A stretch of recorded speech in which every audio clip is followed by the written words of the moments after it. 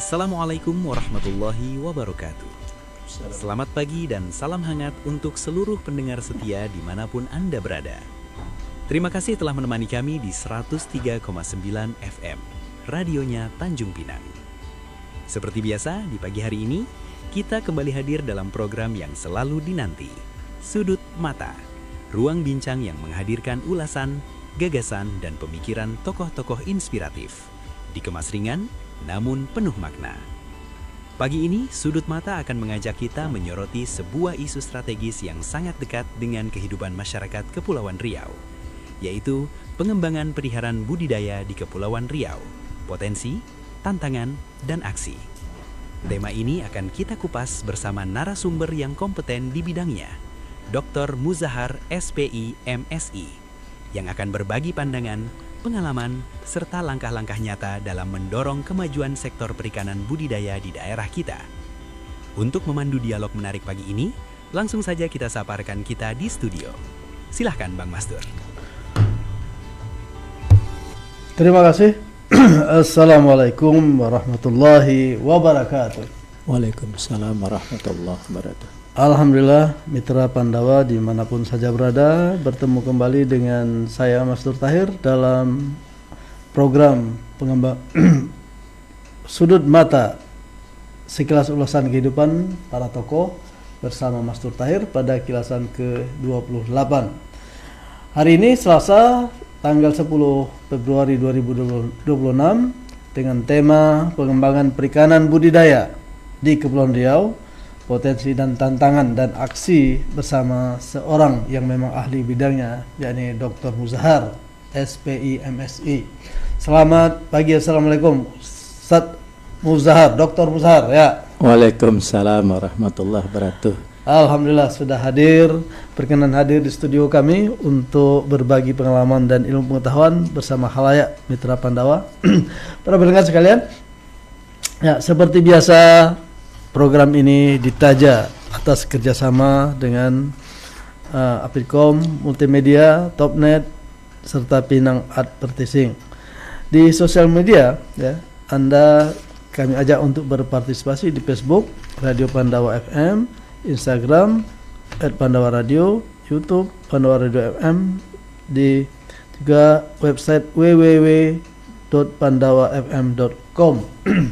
Para pendengar sekalian, ya, tema hari ini memang cukup menarik. Memang kita mengkaji, membahas potensi yang di provinsi yang kita duduki ini, yakni Provinsi Kepulauan Riau dengan 97 perairan dan hanya 3% daratan. Ini yang akan kita gali, minimal pemikiran yang akan disampaikan oleh narasumber kita pada hari ini. Baik, sebelum kita lanjutkan, kita akan berkenalan sejenak dengan tokoh kita. Silakan Dr. Muzahar untuk menyapa para pendengar dan memperkenalkan diri. Ya. Terima kasih. Assalamualaikum warahmatullahi wabarakatuh. Mitra Pandawa yang mudah-mudahan kita bersama dimuliakan Allah Subhanahu wa taala. Amin. Atas kesempatannya terima kasih kepada pimpinan PT Radio Suara Aficom Mandiri dan khususnya saya nyebutnya apa nih, Bang Mastur apa Ustadz Mastur, karena beliau ini saya kenalnya udah lama Ustadz Mastur ya. Jadi kita coba untuk sekedar sharing ya pandangan-pandangan untuk masalah budidaya, karena memang kami basicnya yaitu memang pendidikannya dari Institut Pertanian Bogor, dari S1-nya, S3 itu dari IPB di bidang budaya perikanan. Ya, demikian tuh Ustadz Mastur. Ya, kita akan memperdalam sedikit tentang beliau ini. S1-nya SPI itu Sarjana Perikanan. Sarjana Perikanan. Perikanan di IPB Bogor. Institut Pertanian Bogor. Kemudian MSI Magister Sains di Uniba Batam. Uniba Batam, dan kemudian S3-nya dokter. S3-nya dokternya di bidang budaya perikanan lagi, harus linear antara S1 S3 atau S2 S3. Oh gitu. Maka supaya linear saya balik ke asal saya, habitat saya di budaya perikanan. Jadi saya S1 dan S3-nya yang di IPB. Oh, tahun berapa nih selesai S3-nya? Ya, saya masuk IPB tahun 90 lewat jalur undangan mewakili SMA Negeri 2 Tanjung Pinang. Lulus Mei 1995. S1-nya. S1-nya. Terus berikutnya S2-nya di S2-nya itu tahun 2008 sampai 2010, kemudian saya S3-nya tahun 2015 sampai 2019. Oh, begitu. Ya. Ya. Alhamdulillah. Ya, jadi linear S1 dan S3 ya. Ya. Dan kalau boleh tahu nih asalnya nih memang dari Tanjung Pinang atau dari mana? Ya. Kalau asalnya dari Marga T nih, orang tua saya Marga T, Marga Tambelan. Oh, Tambelan. Ya, ayah dan mak saya orang Tambelan, saya lahirnya di Tambelan tapi dibesarkan di Tanjung Pinang. Jadi SD, SMP, SMA. SD saya udah tutup itu Ustadz Master, SD 4 Jalan Sunario. Ya, dulu Jalan Sunario itu kebalikannya arahnya. Dulu kita menujunya ke arah Masjid Al-Hikmah. Sekarang kan dibalik tuh. Dari arah Masjid menuju ke Tugu Pahlawan. Ya, jadi masa lalu SD 4 paginya, siangnya SD 13. Jadi dua sekolahnya. Dua sekolah. Dulu hampir semua sekolah di Tanjung Pinang itu paginya dengan siang itu berbeda. Ya, misalnya SD 14 dengan SD 28 yang sekarang dekat gereja ayam itu. Ya, kemudian yang sekarang menjadi museum itu SD 1. SD 1 ya. SD Teladan dulu namanya ya. SD Teladan yang di jalan Bakar Batu itu ya SD Teladan. Oh, iya. Ya, SD 1 itu yang dekat lapangan Teladan, berseberangan dengan lapangan Teladan. Nah, kalau yang di sebelah Masjid Raya Al-Hikmah itu paginya SD 2, siangnya SD 11. Begitu. Saya teringat lapangan Teladan itu depannya SD dulu. Kami saya utusan dari Dabu Singkep SD, lomba baca puisi di lapangan Teladan itu. Betul, dulu pusatnya.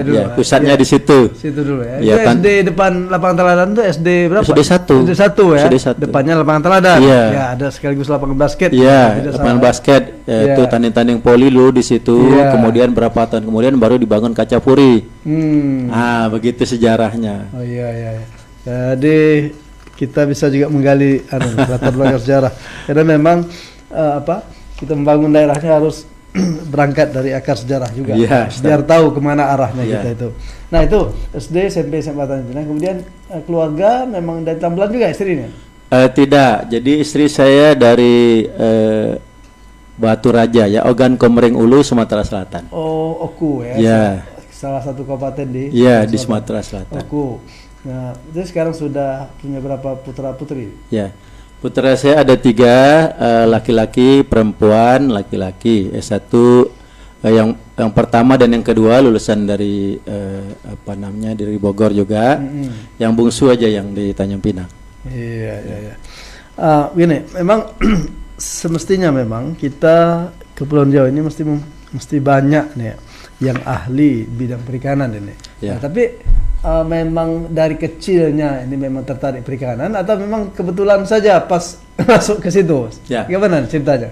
Jadi kalau secara fair dulu sebetulnya sewaktu di SMA 2 saya inginnya masuk jurusan statistika di IPB itu. Nah, kemudian ternyata di IPB sampai dengan hari ini itu tingkat satunya disebut dengan tingkat persiapan bersama. Hanya saja ada perubahan tahun 1994 lah berubah ya. Jadi di IPB dulu tingkat 1 ya, di masa saya kuliah itu disebut tingkat persiapan bersama, Ustaz. Tidak ada jurusan. Jadi istilah kami itu seakan-akan SMA kelas 4 lah begitu. Kan kita SMA kan kelas 1 kedua kelas 3. Jadi sebutan tidak resminya kami sebut itu SMA kelas 4. Jadi di tingkat 2 baru kami memilih jurusan. Begitu. Nah, jadi akhirnya saya tertarik untuk memilih jurusan budaya perikanan. Nah, di tingkat 2-nya. Jadi dengan demikian, jadi tadinya mau jadi statistikawan, kemudian menjadi aquakulturis jadinya, menjadi budidayawan. Begitu, Ustaz. Tapi sebetulnya dalam kuliah perikanan kan juga ada statistiknya itu bagian primer utama tapi masih sekedar pendukung. Ya, kalau di IPB semua bidang ilmu itu diperkuat oleh matematika dan statistika karena semua penelitian itu ya di tempat kami dulu kuliah rasanya penarikan kesimpulan itu umumnya secara statistik. Maka statistik jadi dulu kita dibekali dengan ilmu statistik dan ilmu perancangan percobaan Ya, untuk menarik kesimpulan baik itu risetnya itu sifatnya kualitatif, terutama tentunya kuantitatif, begitu ya. Jadi statistik itu semua diberikan untuk para mahasiswa. Ya. Memori saya tentang Bogor ini, ya waktu saya masih kuliah di UI ya, tahun 87 itu kita mau mengadakan ikut kegiatan training oleh mahasiswa UI, itu kumpulnya di Beranang Siang. Kampus Beranang Siang. Kampus Beranang Siang. Terus berangkatlah ke puncak. Selama 7 hari kita di training dengan nilai dasar Islam. Maka teringat saya kalau Bogor Beranang Siang itulah yang teringatnya. Ya, karena begitu terkesan betul dengan acara yang diadakan oleh kakak kelas pada saat itu. Ya, baik. Jadi memang ya, tapi bukan sekedar bukan sekedar karena kuliah, memang ada ininya ya, ada feelingnya, apalagi berasalkan dari Margate ya. Karena orang perikanan, gen perikanan itu tetap ada juga ya. Kita yang perlu memperbanyak ahli-ahli di bidang perikanan ini. Ya, baik. Jadi spesifikasi S3-nya itu khusus masalah apa di bidang perikanan? Saya S3-nya itu tentang siput gonggong. Jadi dokter saya dokter budaya siput gonggong. Karena kita ketahui gonggong ini di tempat kita kan menjadi ikon tuh. Iya, betul. Jadi Tugu Gonggong sejak tahun 1980-an, 87 kalau nggak salah saya itu sudah dibangun Tugu Gonggong yang ada di tepi laut ya. Dulu tepi laut yang sekarang ini sudah ditimbus, diuruk menjadi gedung LAM, gedung Dekranasda, itu tempat saya berenang zaman dulu. Ya, kemudian yang Melayu Square itu juga tempat saya berenang dulu. Habis kita makan ngambil pisang di komplek Angkatan Laut itu, jalan sedikit, turun situ berenangnya di sana. Jadi ngambil pisang itu dapat dikata ngambil gitu saja atau pisangnya pisang dari mana? Itu dulu ya biasa. Namanya budak-budak kecil dulu lah, main embat-embat aja kan. Gitu. Jadi di atas RRI kan itu komplek Angkatan Laut ya kantor. Banyak pohon pisangnya. Iya, banyak pohon pisang dulu. Jadi habis metik pisang itu ya kita baru berenang ke Melayu Square yang sekarang sudah jadi tempat berjualan ya di situ. Jadi tempat saya berenang dulu itu Melayu Square, kemudian yang sekarang jadi gedung Tugu Sirih itu memang tempat. Iya, berarti ya penimbunan. Ya, berarti bertambah luas kota Pinang ini. Daratannya bertambah. Iya. Memang itulah disebut kenakalan remaja ya. Saya dulu bukan pisang, mangga, tapi saya sering lempar mangga. Kalau mangga saya ngambilnya mangga golek di jalan rumah sakit tuh di bawah masjid Ashabur Rijal itu. Itu ada 2 batang pokok mangga. Yang besar tuh ya. Mangga mangga golek ya, karena saya dulu tinggalnya di Taman Bahagia Bukit. Jadi pengalaman lah soal ya, tapi dulu memang orang tua kita merelakan betulnya kan? Karena bukan untuk memperkaya diri, tapi kalau tidak dimakan anak-anak terbuang juga sebetulnya ya. Baik, jadi spesifikasinya tentang siput gonggong ya. Dan dalam hal khusus apa ini yang diselidiki itu? Ya, saya siput gonggong ini riset pertama saya tentang gennya. Jadi kita lihat ini kalau yang suka makan siput gonggong ya, itu kadang kita kan makan aja itu, tentu kadang tidak lagi memperhatikan secara detail. Jadi kalau kita lihat siput gonggong di tempat kita ini dari segi bentuk tubuhnya, morfologi luarnya itu ada sekitar 5 bentuk yang berbeda. Cangkangnya itu, ya, cangkangnya itu beda-beda bentuknya. Ada 5 ya? Ada sekitar 5. Nah kemudian saya lihat bandingkan ke-5 ini, apakah 5 ini adik-beradik atau tidak? Maka untuk adik-beradik atau tidak, ya uji DNA, uji molekuler. Ya ternyata mereka ini adik-beradik dengan istilah kerennya itu jarak kekerabatannya hanya 0,01. Jadi masing-masing. Ya, jadi sangat kecil. Maka dianggap seperti itu, kekerabatannya sangat dekat, bisa dikatakan adik-beradik lah. Meskipun bentuk tubuhnya berbeda-beda. Jadi itu riset saya yang pertama tentang genetikanya, jadi pada level DNA. Kemudian baru saya masuk mana jantan mana betina. Dari tahu jantan betina maka kita akan kawinkan dia. Setelah kawinkan dia kita dapat telur. Kita dapat telur ya kita pelihara telurnya itu. Cuma saya baru sampai pada tahap memelihara larvanya itu. larvanya sampai dengan dia mau menetap di dasar. Kalau mau menetap di dasar artinya dia mulai membentuk cangkang. Nah itu sampai di situ Tad. Jadi ada berapa? Ada sekitar 5 tahapan lah yang saya lalui untuk riset siput gonggong itu. Ya, saya jadi penasaran. Waktu kita SMP lah, SMP SMA itu kan pembagian makhluk hidup ini kan ada dari film ya, vertebrata terus sampai akhirnya spesies ya, jadi spesies. Nah, ini dalam satu spesies ya, siput gonggong ini atau ada lagi subspesiesnya ini, pembagian 5 tingkatan itu. Bagaimana nih? Ya. Jadi ilmu pengetahuan ini ya, Ustaz Mastur, terus berkembang dengan penemuan-penemuan baru, termasuk dalam hal teknologi, gitu ya. Sehingga untuk gonggong ini, waktu itu penelitian saya masih pada tahap sampai spesies gonggong. Spesies gonggong yang waktu itu kita beri nama Levistrombus turturella. Sebelum itu penelitian misalnya Bu Sri Amini dan lain-lain di Tanjung Pinang, almarhum Pak Suarmoko dan lain, itu masih menyebutnya nama ilmiahnya masih Strombus canarium. Nah, tadi karena pengetahuan berkembang, Strombus canarium dipecah lagi. Strombus menjadi genus sendiri, canarium menjadi genus sendiri.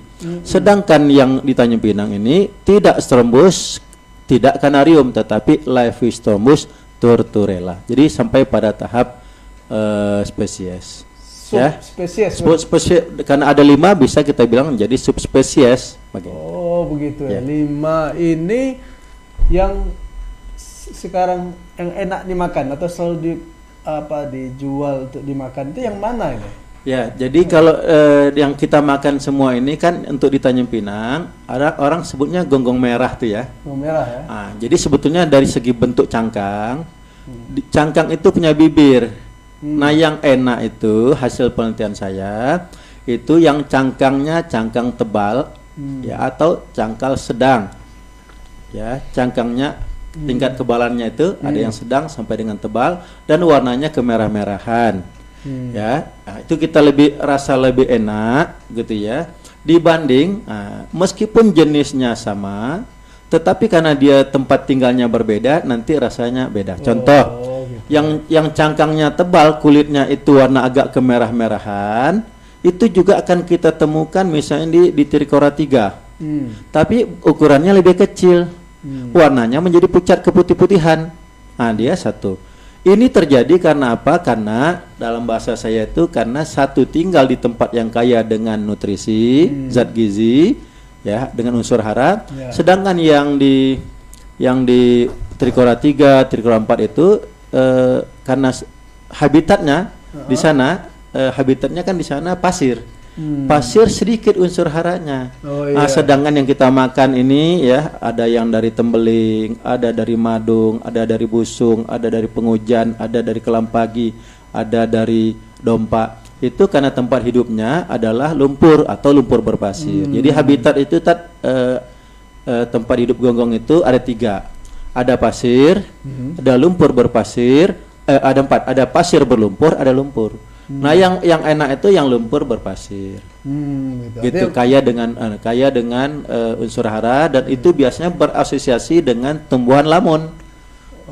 Begitu. Jadi disitulah tempat makannya. Karena kalau lamunnya banyak maka makhluk-makhluk hidup yang kecil baik itu moluska ya, kerang-kerangan maupun siput-siput yang ikan-ikan itu ngumpul di situ.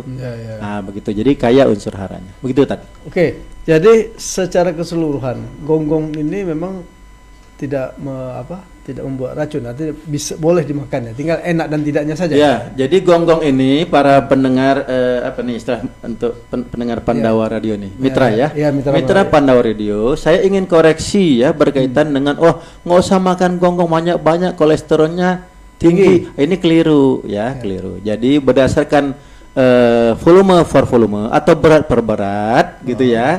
Kandungan kolesterol untuk gonggong relatif rendah. Gitu. Dengan beberapa catatan. Satu, kalau memasaknya ya sudah direbus saja.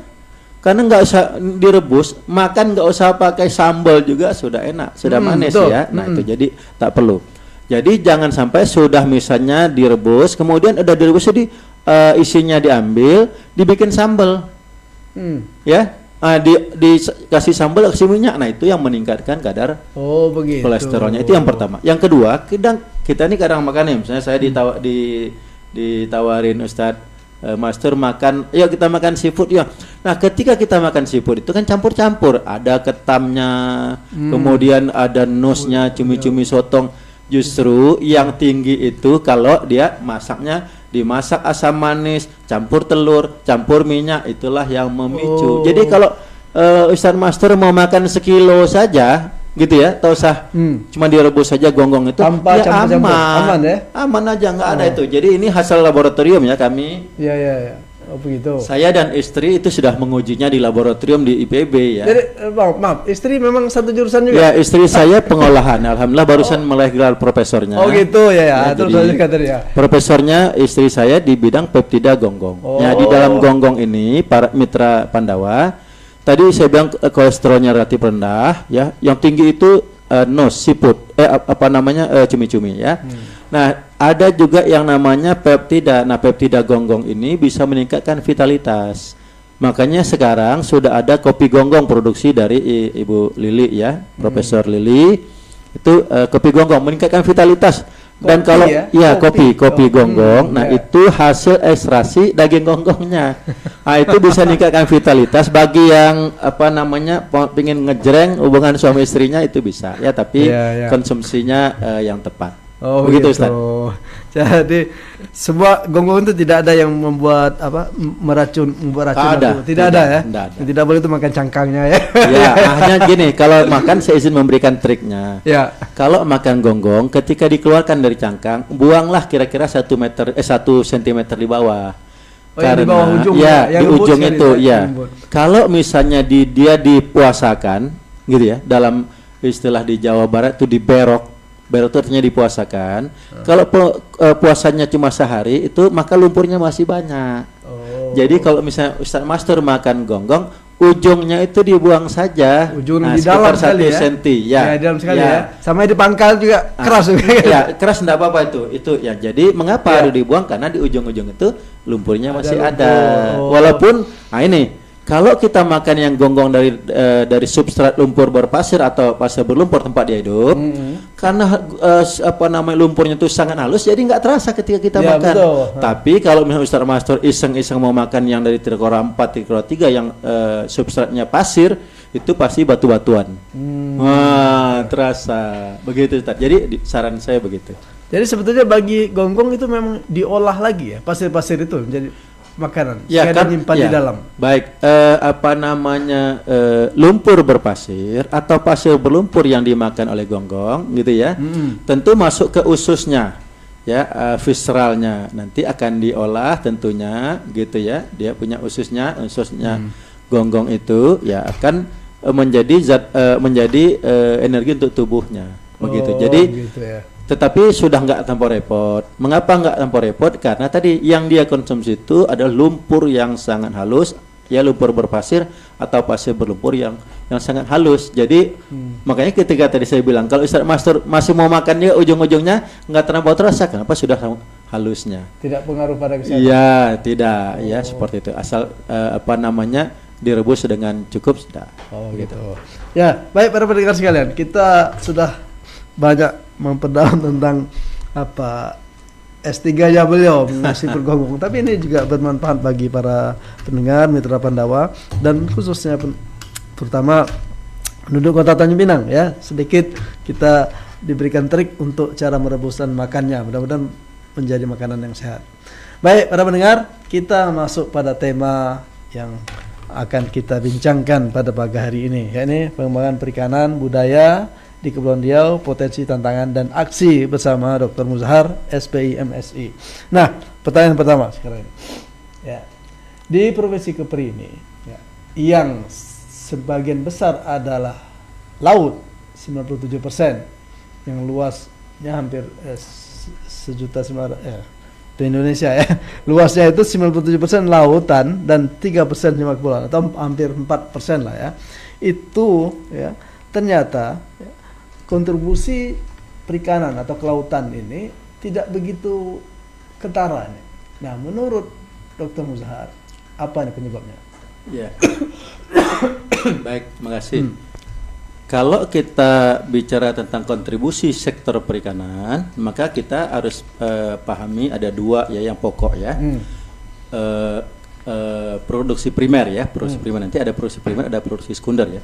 Nah, untuk kontribusi dari segi sektor primer itu bisa dari subsektor penangkapan ya, perikanan tangkap, dan subsektor perikanan budidaya. Begitu. Ya. Ya. Artinya biar masyarakat tahu, tangkap itu ditangkap secara langsung, budidaya itu dipelihara dulu kan gitu. Ya. Jadi untuk yang ditangkap kita lihat nih, maka kita punya banyak nelayan di Kepri ini ya. Kepri ini ratusan pulau itu ya nelayan ya begitu ya.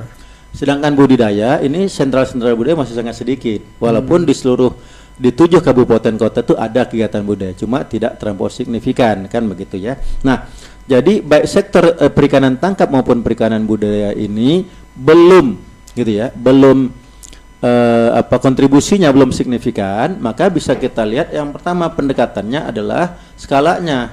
Ya, skala budidaya dan skala penangkapan ini kan kecil. Oh iya. Ya, kita kan punya banyak nelayan tapi nelayan kecil.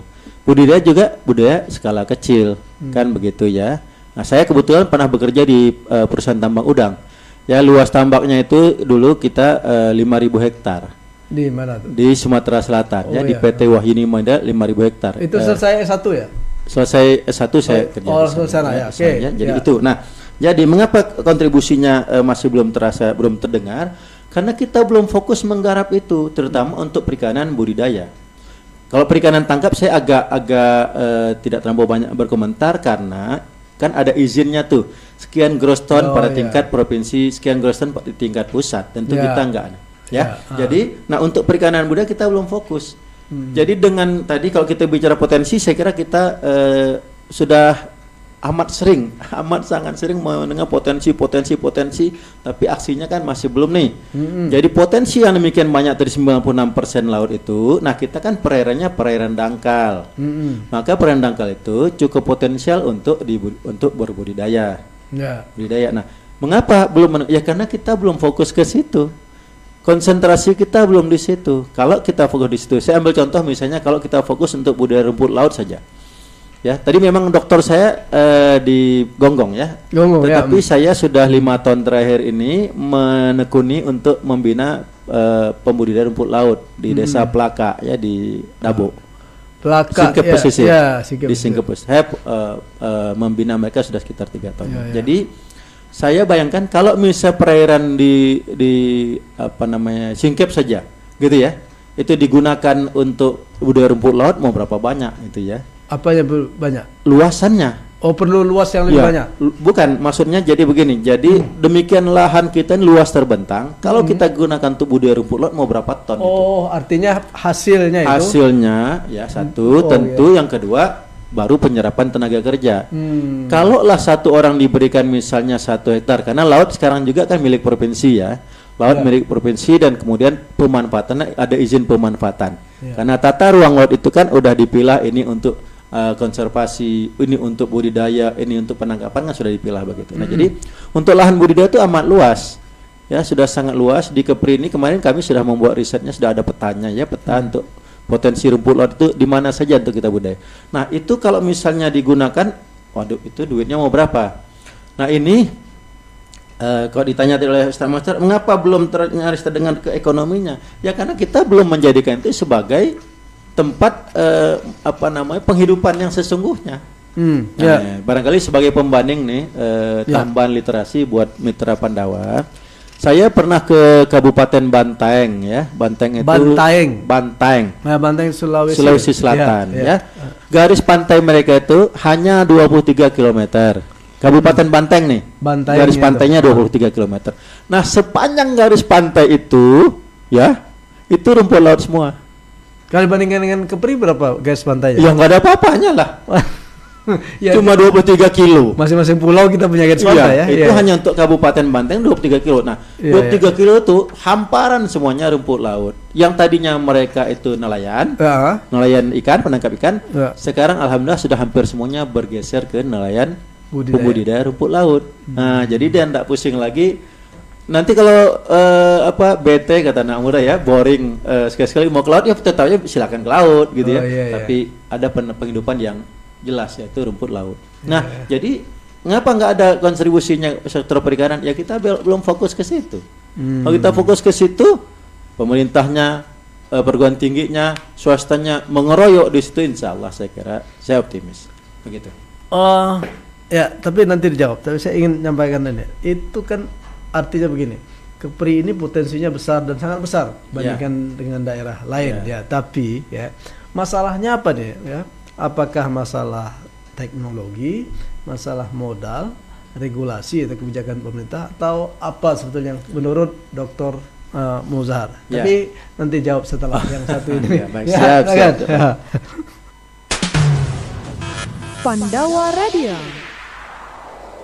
Dengar Pandawa Radio dimanapun saja berada, kita lanjutkan bincang kita dengan Dr. Muzahar mengenai potensi Kepulauan Riau di bidang perikanan budidaya. Nah, saya ulangi pertanyaannya tadi bahwa potensi kita melimpah Kepri ini, ya, tapi nyaris tidak terdengar potensi itu bisa termanfaatkan sehingga menjadi andalan untuk pendapatan daerah. Nah, di antara itu barangkali saya bertanya nih, apakah karena regulasi pemerintahnya, ya, modalnya, atau memang karena teknologi sehingga kita tertinggal itu? Silakan Pak Dr. Muzahar. Baik, makasih. Faktor mana? Jadi kita bisa pilih. Kalau kita bicara budidaya nih, Ustaz Mastur ya, budidaya itu kan kita punya keanekaragaman hayati yang berlimpah, gitu ya. Dari biota-biota atau makhluk hidup yang ada di laut itu, gitu ya. Dari penguasaan teknologinya dapat kita pilih menjadi 3 yang sudah kita kuasai. Contoh, budidaya mulai dari pembenihan sampai pembesaran ikan kakap putih kita udah kuasai. Maksudnya? Ya, bagaimana dia bertelur, udah bisa. Teknologinya udah dikuasai masyarakat. Teknologi sudah dikuasai. Oh gitu ya. Jadi berdasarkan penguasaan teknologinya ada yang sudah dikuasai dan sudah sampai pada komersial. Ya, oke. Ya, contoh yang komersialnya rumput laut nih, udah komersial ya. Rumput laut, kemudian ikan kakap putih, udang putih maupun udang windu ini udah kita kuasai, gitu ya. Teknologinya sudah, makanya kita untuk rumput laut itu pengekspor rumput laut nomor 2 di dunia. Kita itu maksudnya Indonesia itu. Tapi Kepri belum. Keprinya nomor berapa di Indonesia? Itu. Jadi gitu ya. Iya. Nah, jadi itu. Yang kedua, yang teknologinya setengah dikuasai, dan mati kita masih. Yang ketiga yang memang kita belum kuasai. Nah, jadi dari sini, Ustaz Mastur, untuk kita menjadikan budidaya itu di Kepulauan Riau ini, ya tentu kita pilih nih. Dari 3 ini mana yang kita kuasai, mana yang mau kita kembangkan. Nah, tinggal apakah kita mau tidak mengembangkan. Nah, contohnya kakap putih ini kan sudah dikembangkan ya di BBL Batam, Balai Budidaya Laut Batam. Yang benih-benihnya itu nanti tiap tahun disumbangkan untuk masyarakat di Tanjung Pinang dapat di Daik ya, kemarin bulan Desember kemarin ke Desa Kerandin ya, kebetulan saya bina juga itu ya. Nah, ini itu gratis tuh. Ada yang gratis karena di Desa Kerandin ini telat informasinya, jadi kita beli. Gitu. Kita beli ya. Nah, jadi gitu. Nah, jadi Ustaz Mastur, kalau Kepri ingin jadi perikanannya khususnya perikanan budaya itu agar berkontribusi yang signifikan, ya Kepri harus fokus memilih komoditas yang mana dari yang sudah kita kuasai itu. Gitu ya. Contoh yang lain nih, yang kita kuasai masih terbatas nih penguasaannya. Teripang. Ya, teripang ini harganya kan mahal tuh. Teripang ini gamat itu ya? Gamat. Iya, gamat bahasa Melayu. Ya, gini, saya izin nih secara ilmiah. Orang kita nih nyebutnya gamat. Sebetulnya ya, gamat dan nanti ada jenis teripang ya, yang namanya gamat juga. Jadi bahasa Indonesianya kan teripang. Adik-beradik itu tadi bukan juga? Bukan. Beda spesies. Banyak itu. Beda spesies. Banyak sekali beda spesiesnya gitu, ya. Jadi beda spesiesnya banyak teripang. Nah, teripang yang paling mahal itu teripang emas nih Ustaz Mastur. Ya. Teripang kita ini teripang pasir saja itu sekilo paling enggak yang kering nih Ustaz Mastur di atas 2 juta. Kualitasnya bagus. Itu di mana? Di antara 7 kabupaten itu di mana yang? Ya di Tanjung Pinang ada, di Madong ada. Ini ada di kampung Lingga- Tripang, Ustadz Lingga Mastur, juga ada. Oh gitu. Di Tanjung Pinang ini di Bintan itu ada kampung Tripang kan ya. Nah, itu kan ada pengolahannya. Ya. Nah, tapi budidayanya kan saya belum belum tinjau lagi ke sana sejauh mana mereka menguasai budidayanya. Tapi budidaya tripang pasir sudah ada Ustaz Mastur di Benan. Oh, di Lingga Tetap ya. di Benan, tapi yang punya orang asing. Tenaga ahlinya orang Amerika yang bekerja di situ, teknis lapangannya mahasiswa-mahasiswi umrah tuh, jurusan MSP, jurusan BDP. Jadi artinya apa ini? Pemerintah yang kurang tangkap Nah, atau ya. gimana nih? Ya, ini Ustaz Mastur ini agak nyerempet nih pemerintah nih Tidak, ya. maksudnya kan orang asing justru bisa membaca. Jadi peluang ini. jadi semuanya saling terkait ya. Teknologi ada yang sudah kita kuasai tadi. Kita mau milih yang mana? Kalau kita mengembangkan tripang ya kita udah ada contohnya yang di Benan. Gitu. Kita mengembangkan rumput laut udah bisa jalan. Kita mengembangkan ikan kerapu sama ikan kakap putih kita bisa jalan. Kalau lele kan memang ada jalan. Nah, tinggal teknologinya tadi ada yang sudah dikuasai. Regulasinya seperti apa nih pemerintah? Nah, keseriusan dari pemerintah, Pemprov nih. Kalau untuk laut, maka itu keseriusan harus di tingkat provinsi karena laut milik provinsi. Tapi kalau untuk budidaya air tawar, itu bisa kota, kabupaten kota. Karena Pak, perairan tawar itu milik kabupaten kota. Ah, begitu. Jadi berarti mana yang nih ya semuanya harus sinergi. Bagaimana kalau misalnya kita mau budidaya rumput laut demikian banyak tuh? Kalau ini bisa ribuan orang bisa kita libatkan untuk budidaya rumput laut. Gimana kalau konsen? Fokusnya bagaimana? Berarti mulai dari bagaimana benih. Berarti ada orang yang khusus memproduksi benih. Benih dipanen untuk dibesarkan. Ada orang pembesaran. Habis panen ada nggak pabriknya? Nah, pabrik nanti bikin apa tuh? Bikin karagenan dan lain-lain. Karagenan itu contohnya Ustaz Mastur yang kita biasa makan itu loh, Mas Ustaz. Kita bisa makan es krim. Itu kan ada karagenan, makanya esnya itu nggak gampang mencair. Oh, gitu. Jadi inilah gambarannya. Berarti semuanya lah, semua punya kontribusi. Namun yang paling penting itu yang sering dikeluhkan pada level masyarakat adalah pemasaran. Penampungnya berapa? Karena untuk skala industri, Ustaz. Skala industri itu butuh satu pasokan yang rutin, tidak boleh terputus. Yang kedua jumlah yang cukup. 3 mutu yang terjamin. Yang 4 harga yang bersaing. Yang kelima tersedia tepat waktu. Nah ini mau nggak mau harus konsentrasi penuh. Jadi pemerintah kalau misalnya tadi, Kabupaten Lingga ditetapkan untuk sentra budidaya rumput laut, ya sudah tuh. Maka institusi misalnya umrah tuh. Umrah bertugas untuk membina masyarakat, mengubah pola berpikir mereka dari nangkap ikan di laut menjadi pembudidaya, sebagaimana di Kabupaten Bantai. Ini memang semuanya punya kontribusi kalau kita. Nah, tapi syaratnya memang harus do and do, melakukan dan melakukan. Begitu. Ya, kita tanggapi dari para pendengar ini. Dari Rahmat Alfat, dia bertanya begini. Apakah ada regulasi pengembangan potensi laut dalam membangun perekonomian kepulauan yang bisa membangkitkan nilai-nilai ekonomi kreatif dalam membangun sustainable perekonomian daerah khusus Kepri? Apakah sudah ada penetapan potensi laut dalam pemetaan dalam sudut pandang blue ekonomi? Agak panjang pertanyaannya. Bisa tangkap ya? Bisa ditangkap. Jadi Pak Rahmat ya tadi ya. Jadi Pak Rahmat, regulasinya ada sebetulnya ya. Jadi wilayah laut kepulauan itu kan disebut dengan RZWP itu sudah dipilah-pilah. Tadi udah saya sebut ya. Ada kawasan untuk budidaya, ada kawasan untuk konservasi, ada kawasan untuk kawasan penangkapan, kan begitu. Sudah ada. Nah, tinggal ini untuk misalnya kalau kita bicara keilmuan saya budidaya ya, untuk budidaya ini tadi seberapa seriusnya, seberapa fokusnya kita ke situ. Gitu. Ya, jadi misalnya untuk budidaya misalnya rumput laut tadi, hasil riset saya dan tim kemarin ya sama Pak Andi Zulfikar dan tim itu sudah ada ya sama Sekretaris Dinas Kelautan Provinsi. Itu untuk Kepri khususnya Kabupaten Lingga Pak, kita sudah petakan mana wilayah yang sangat cocok, yang cocok, kurang cocok dan tidak cocok untuk budidaya. Tinggal kita action lagi, mana pengusahanya. Mana masyarakat yang akan mengerjakannya, mana pabrik yang akan menampungnya. Begitu. Jadi sudah ada regulasinya, ada tinggal pada tangan regulasi perencanaan kan. Aksinya itu yang belum.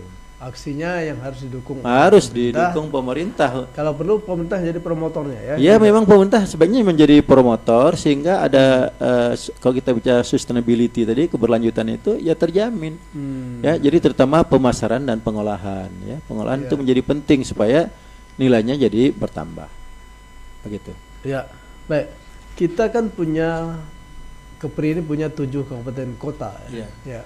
Nah, sebetulnya masing-masing itu walaupun kota Tanjung Pinang, kota Batam, juga potensi kelautannya kan ada. Nah, di antara itu apakah memang semuanya memiliki potensi itu dengan skala yang melimpah atau memang tempat-tempat atau kabupaten tertentu saja nih yang punya potensi itu? Ya, baik, tadi maka untuk menjawab itu Mitra Pandawa ya, Mastur, bahwa kita harus pilih biotanya apa, makhluk hidupnya apa dulu. Kan begitu ya. Nah, kalau tadi saya ambil contoh rumput laut, maka rumput laut itu ya satu Kepri ini bisa, baik itu di pulau bisa. Ya pulau 3 di Batam, di Moro, kan di Moro misalnya di Moro sekarang pecah jadi 2 ya, Kecamatan Moro dan Kecamatan satu lagi itu. Nah, di situ kan Pulau Jaga. Nah, itu kan ada di sana. Oh, itu situ rumput laut. Rumput laut. Di Pulau 3 di Natuna sana juga bisa. Di tadi Lingga juga bisa. Nah, jadi tergantung dari komoditas apa yang mau kita kembangkan. Karena masing-masing makhluk hidup ini punya kebutuhan masing-masing. Dia tidak bisa hidup sembarang tempat. Sebagai contoh misalnya tadi tripang. Ya, tripang itu cocoknya perairannya dia cocok dengan perairan yang ada di Benan. Nah, tapi untuk induknya tidak bisa di Benan. Di pulau yang dekat Tajur Biru sana untuk induknya. Kalau tidak cocok, induk pelihara di situ bukan makin besar, makin kurus. Kalau udah kurus tak bisa dia bertelur. Nah, begitu Ustaz. Jadi sesuaikan dengan biota apa yang mau kita kembangkan. Jadi tadi rumput laut semua sekepri bisa satu rumput laut pada wilayah yang ditetapkan kawasan budidaya. Tapi untuk makhluk hidup yang lain gitu ya. Nah, di Bintan misalnya, Bintan tadi bisa kakap putih, bisa kerapu. Gitu. Dan udang sebetulnya juga sudah ada ya. Udang putih misal udang faname kan sudah ada tuh di daerah Kawal ada, di daerah Pengujan ada, kemudian ada di Tanjung Moco. Gitu ya. Kemudian di Dabuk juga sudah ada tuh. Saya udah kunjungi di Dabuk itu ada berapa titik itu. Nah, itu duitnya lumayan Ustaz, ya. Nah, sangat menjanjikan budaya udang. Udang tadi sudah kita kuasai. Tapi modalnya memang agak besar. Bahkan Tanjung Pinang yang namanya kota pun untuk gonggong malah mungkin terbesar. Potensi gonggong Tanjung Pinang yang jelas itu di beberapa titik. Satu, Madong, kan masuk wilayah kota Tanjung Pinang. Madong, Dompa, Kelampagi. Oh gitu. Nah, itu kan masuk wilayah Tanjung Pinang. Namanya kota, apalagi kabupaten yang lain ya. Iya. Nah, kalau Pulau Bintan kan banyak tuh. Nanti yang masuk wilayah Bintan mana? Busung, Pengujan, gitu ya. Itu kan tempat-tempat produksi gonggong. Iya, oke, baik. Baik, para pendengar sekalian, ya. Kita lanjutkan bincang kita begini. Jadi kira-kira gini, ini kan sebuah potensi yang melimpah ruah, ya, tapi belum termanfaatkan. Nah, menurut Dr. Muzahar, langkah yang realistis yang bisa kita lakukan bersama dalam waktu dekat dan artinya yang mudah lah, apa ini kira-kira? Ya, baik. Jadi langkah yang realistis kalau lihat mau skala yang mau kita bentuk ini, yang sustainable itu kan harus berurutan itu kan ya, mau dari perencanaannya sampai dengan pemasaran gitu ya. Jadi langkah yang pertama adalah memanfaatkan potensi-potensi yang sudah ada dan dikembangkan. Memperbesar ya. Tadi yang misalnya untuk ya saya izin ngambil lah tadi ya contoh rumput laut tadi, kelompok-kelompok nelayan pembudidaya yang udah hidupnya memang udah bisa menyesuaikan diri itu mudah kita kembangkan ya. Yang tadi misalnya di Moro sama di Sugi Besar ya, Moro, Sugi Besar, di Pelaka itu memang mereka udah siap untuk itu.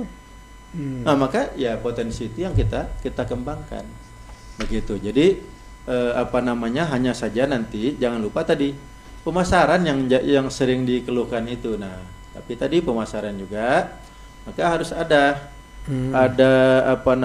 penjamin pasar yang di situ. Kalau skala industri, kalau misalnya tidak besar ya industri juga nggak bisa tumbuh nih. Begitu. Oh gitu. Iya. Oh begini.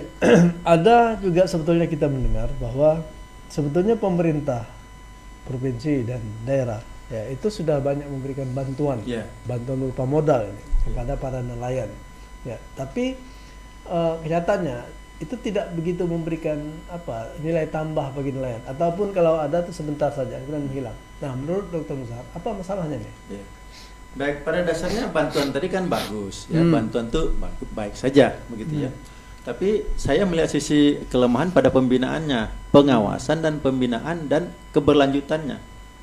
Nah, gitu ya. Contoh, misalnya nelayan yang ada di Madong ya, dulu diberi bantuan keramba jaring apungnya. Kerambas, Ya, kemudian bibitnya dikasih, pakannya dikasih. Udah tuh sampai panen stop. Nah, bagaimana berarti tadi merubah pola berpikir gitu ya, dan membuat skala yang cukup untuk dia survive di situ yang mesti kita pikirkan juga, Ustaz. Jadi maksud saya begini, kalau misalnya dia ingin kehidupannya itu berlanjut, betul-betul mengandalkan bidang perikanan budaya tadi, maka skala budaya itu betul-betul secara hitungan matematis mencukupi untuk dia berkelanjutan. Kalau enggak, maka dia akan mencari penghidupan yang lain, maka kegiatan perikanannya akan terbengkalai lagi. Begitu tadi. Jadi merubah ya pola pikir, pola sikap masyarakat untuk fokus ke situ memang butuh pembinaan. Jadi butuh pengawasan dan pembinaan lanjutan lah dari pemerintah, sehingga bantuan-bantuan tadi tidak selesai satu siklus udah tutup. Sayang.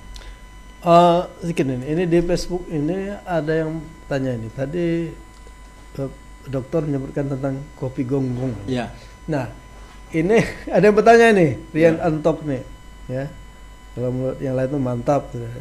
Tapi maksudnya kopi gonggong ini kan mestinya menjadi ikon Tanjung Pinang juga ini. Ya. Ya, di mana nih sekarang adanya? Ya, kopi gonggong ini masih produksi rumahan ya, Di mana? UMKM di rumah saya. Oh. Nah, tadi karena yang produksi kan Profesor Lili ya. Istri. Istri. Oh, gitu ya. Ya, ada. Jadi kalau mau pesan itu boleh pesan ya. Kita melayani pesanan saja. Sampai hari ini kami belum mau itu diekspos secara besar-besaran. Mengapa? Karena saya belum berhasil membudidayakan gonggong full. Oh, gitu. Begitu, ya. Bayangkan kalau ini kopi ini misalnya ada yang mau beli hak patennya punya Bu Lili, anggaplah dibeli 1,5 miliar misalnya. Oke, kita berikan teknologinya. Dia akan mengeksploitasi gonggong kita habis nanti kita Ustadz Master nak ngajak kawan makan ke rumah makan Umi, rumah makan Mama Adel semacam, udah habis barang itu. Nah, itulah. Jadi saya setelah tadi sekitar 5 tahun ini meninggalkan gonggong, Master ya. Saya lari ke gonggong, saya lari dari gonggong ke rumput laut, lari ke teripang tadi, ya. Itu karena apa? Karena dulu saya pernah mendengar ya dari seorang pejabat penting di daerah kita ini akan mewujudkan industrialisasi rumput laut. Maka ya saya merasa saya orang budidaya, melanglang buana lah saya belajar ke tempat yang paling bagus ya tadi ke Bantaeng itu, supaya ketika diperlukan ahli budidaya rumput laut di Tanjung Pinang, di Kepri sudah ada orangnya gitu ya. Tapi ya begitulah adanya. Belum terrealisasi ya kan, akhirnya adalah mulai tahun ini insyaallah saya balik lagi gonggong supaya gonggong bisa dibudidayakan. Kalau nanti dikomersialisasi secara besar-besaran skala industri kopi gonggong, ya gonggongnya tersedia. Kalau enggak ya habis. Oh, jadi kopi gonggong ini baru rumahan ya, belum skala rumahan. Belum di legalitasnya belum. Kita sudah punya perusahaan industri rumah tangganya UMKM-nya. Nama sudah legal. Jadi yang pesan sudah berlangsung kok, cuma kita memang nggak besar-besaran tadi. Kita menjaga. Udah sampai ke sampai ke Bogor, Bandung, Jakarta, Bekasi, Tasikmalaya sudah. Jadi memang salah satu hal kita dalam memproduksi itu memperhatikan keseimbangan alam juga ya. Keseimbangan alam dan kesinambungan. Jadi supaya nggak habis, saya tak mau mengeksploitasi saja. Gitu loh. Sekarang misalnya mohon maaf nih, teripang. Ya kan, teripang itu yang membudidayakan tadi saya sudah singgung di Benan. Iya kan? Nah, sementara beberapa perusahaan kan mengeksploitasi siput teripang. Nanti teripangnya kalau udah habis gimana? Iya. Nah, ini yang mesti kita pikirkan, sustainability. Jadi maka budidaya menjadi sangat penting. Oleh karena itulah kita butuh ahli-ahli budidaya yang menguasai satu persatu. Jadi alangkah indahnya kalau misalnya ahli gonggong, ya ada Dr. Muzahar, ahli tripang ada Dr. Mastur, ahli budidaya, ikan ini ada Dr. Arif. Kan enak kalau begitu. Nah sekarang ini itu yang belum kita lakukan begitu ya. Jadi tadi tripang aja Amerika yang nganu. Dan kita harus banyak ahli perikanan ya. Bukan sekedar menuduh orang ahli bid'ah. Iya, jadi kita agar kemaslahatan hidup kita ini penuh maslahat itu ya. Agama penting, kehidupan dunia ini juga penting karena ya di akhirat kan nggak ada lain. Akhirat udah nggak ada yang kita pikirkan, cuma tinggal pilihannya memetik hasilnya positif atau negatif. Ya semua berbuatnya di dunia kan begitu, Ustaz ya. Ya, itu menjaga keseimbangan alam itu juga perintah agama kayak gitu ya. Kadang-kadang orang hanya meminggirkan agama urusan masjid saja ya, padahal ini juga urusan agama ini, mensejahterakan masyarakat ya kan, supaya tidak menjadi fakir miskin kan gitu. Ya. Baik para pendengar sekalian ya, kita lewatkan dulu yang satu ini, nanti kita akan hadir pada season berikutnya. Silakan ya. 103,9 FM Pandawa Radio, radionya Tanjung Pinang.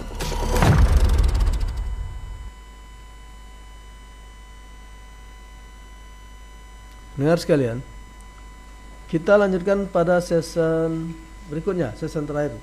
Masih dengan Dr. Muzahar dengan tema bagaimana perikanan budidaya ini bisa dimanfaatkan potensinya. Nah, sekarang begini ya. Menurut Ustaz Muzahar, ini kan kita punya potensi kelautan yang luar biasa ya. Nah, tetapi bagaimana persepsi ya anak muda terhadap potensi ini? Maksudnya begini kan, maaf cakap, para ahlinya saja yang berkuar, tapi bagaimana sambutan kalau masyarakat nelayan? Memanglah dia memanfaatkan apa yang ada, tapi maksudnya yang bukan masyarakat nelayan, anak-anaknya atau generasi berikutnya terhadap potensi ini, perhatiannya bagaimana? Baik, masih. Jadi ini juga memang menjadi tantangan buat kita untuk mendorong generasi muda ya, misalnya alumni-alumni untuk menekuni bidang ini. Betulnya kalau ditekuni itu insya Allah kok dari segi pendapatannya. Ya. Nah cuma memang seringkali manusia ingin butuh bukti, gitu ya. Nah, kalau saya misalnya orang kita bawa ke Bantaeng ya orang udah lihat langsung kan begitu ya. Oh begitu. Ya, karena di sana ya sudah orang udah hidup dari situ. Artinya pemerintah bisa melakukan itu dengan membentuk kelompok pemuda ini, membawa mereka ke sana, terutama yang jurusan inilah ya. Ya, bisa membawa benihnya. Jadi segi modal sebenarnya enggak berat itu ya. Rumput relatif murah. Jadi ke depan mengapa bukan suatu yang tidak menjanjikan ya, kita yang belum fokus, kita yang belum menggarapnya. Kita dalam tanda kutip siapa nih? Ya kita bersama. Iya, terutama kan ada promotor si pemerintah. Harus ada promotornya, ada regulatornya, ya pemerintah lah yang berperan penting untuk ini. Gitu ya. Kemarin ada pengusaha dari Batam ya ke Umrah kemarin itu berniat untuk buka kerjasama sama kita untuk budidaya rumput laut. Kita sangat dukung. Kita akan kerahkan mahasiswa kita untuk misalnya PKL di sana. Jadi dia merasakan langsung, ya. Jadi dia dibayarlah bekerjanya. Baru dia akan merasa bahwa ada nilai tambahnya. Begitu. Beberapa hari yang lalu saya ke Senayang, itu mendapat info bahwa memang sudah ada yang membudidaya rumput laut itu, tapi tidak berjalan semestinya. Namun saya melihat juga ada potensi yang luar biasa yang sejenis rumput laut itu, kalau orang sana nyebut rengkam. Pernah dengar? Ya, rengkam itu juga rumput laut. Iya, rumput laut jenisnya itu nama latinnya Sargassum sp. Sargassum. Nah, rengkam bahasa kita di pulau nih kan nyebutnya rengkam. Itu juga rumput laut, cuma jenisnya Sargassum. Apa spesies yang berbeda? Ya, spesiesnya berbeda. Dia kalau yang dibudidayakan sekarang ini yang banyak itu dari dua genus ya. Yang pertama namanya itu Euchema cottoni, yang kedua Capapicus. Apakah itu Capapicus striatus, Capapicus alvarezii. Nah, yang banyak ini dua ini, gitu ya. Ini untuk yang hidupnya di laut. Nah, yang ketiga banyak di daerah kita ini bejibun itu.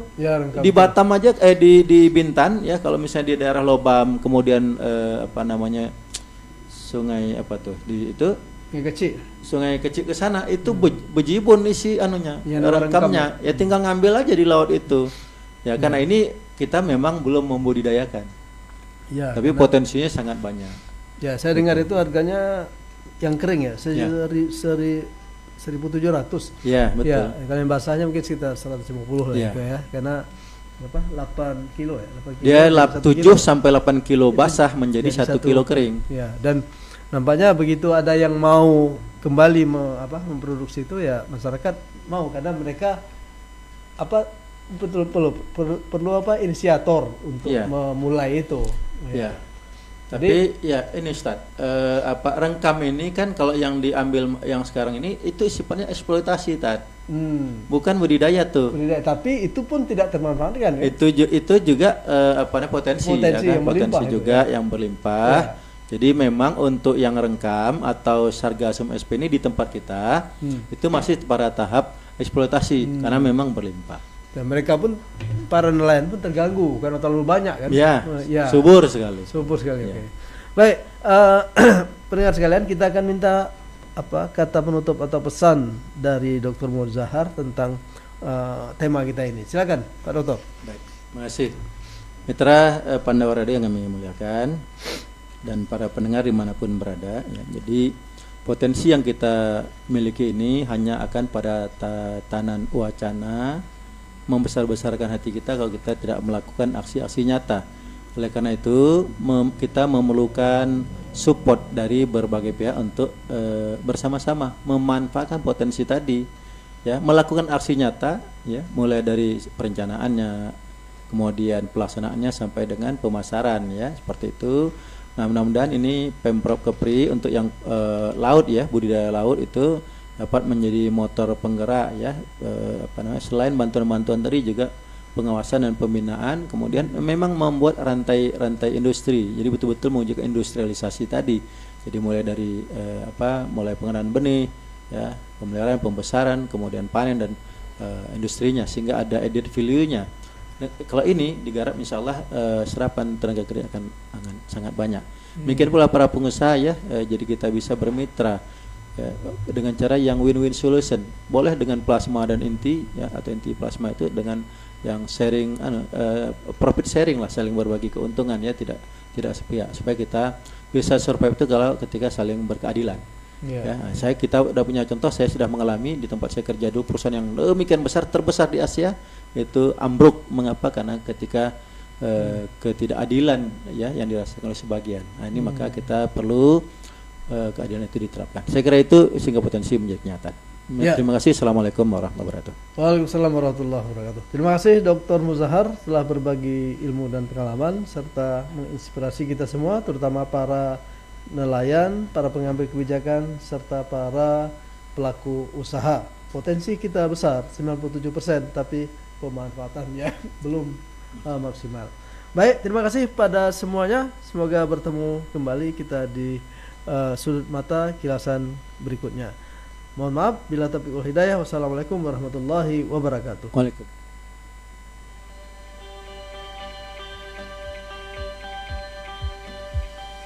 Demikian perbincangan kita di program Sudut Mata pagi ini, sebuah diskusi yang membuka wawasan tentang pengembangan perikanan budidaya di Kepulauan Riau, potensi, tantangan, dan aksi. Terima kasih kami sampaikan kepada narasumber kita, Dr. Muzahar SPI MSI, atas pemikiran, pengalaman, dan inspirasi yang telah dibagikan. Semoga apa yang kita dengarkan hari ini dapat menambah pemahaman, menumbuhkan kepedulian, serta mendorong langkah nyata bagi kemajuan perikanan budidaya di daerah kita. Saya dan sahabat saya Mastur Taher pamit undur diri. Mohon maaf apabila terdapat kekurangan. Tetap bersama kami di 103,9 FM Pandawa Radio, radionya Tanjung Pinang. Wassalamualaikum warahmatullahi wabarakatuh.